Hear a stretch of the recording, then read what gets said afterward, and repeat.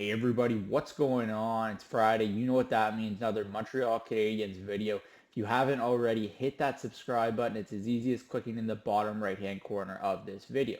Now, the Montreal Canadiens are in a bit of a trying time at the moment after back-to-back big losses to the Seattle Kraken on Tuesday night by a score of 8-2, and they followed that up on Thursday with a 6-3 loss to the Washington Capitals.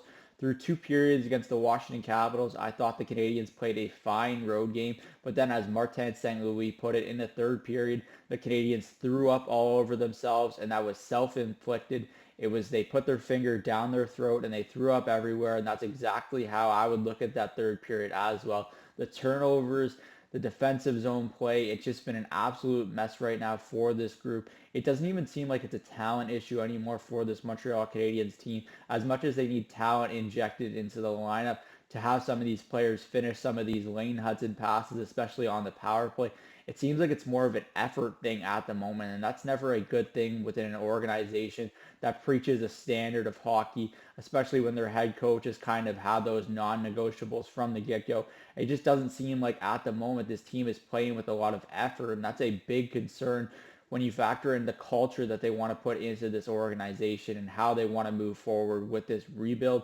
It just seems like they're not as close as maybe they let on, and I understand that Patrick Laine's injury in the preseason kind of took the wind out of the sails and put them in a more difficult spot. But if you're relying on just one player to carry the load and make this a more fun offensive team, you're already in a bad position to begin with.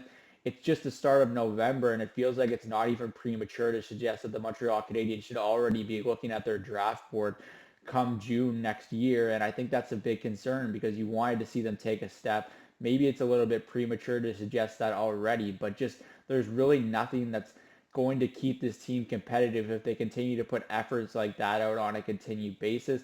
The D-zone structure, players like Christian Dvorak, you want to see the team have that kind of attitude where if a player, it doesn't matter who, if they're playing poorly, they get sent as a healthy scratch, they get sent out of the minors, they get waived. Obviously, there's players that that's not going to happen with, and that's fine. And those are the top young players on this team. But when you have a player like Christian Dvorak completely missing defensive zone coverage, turning pucks over at the clip he's doing so right now, it just doesn't make sense why they're not sending a message with these players. And I think that that's something that has to be done sooner than later by Martin St. Louis and company. Dvorak is someone that doesn't have a future with this team. He's kind of a placeholder at the moment, but that doesn't mean that you can't have a standard for this team, especially when you factor in the expectations that they've had this year.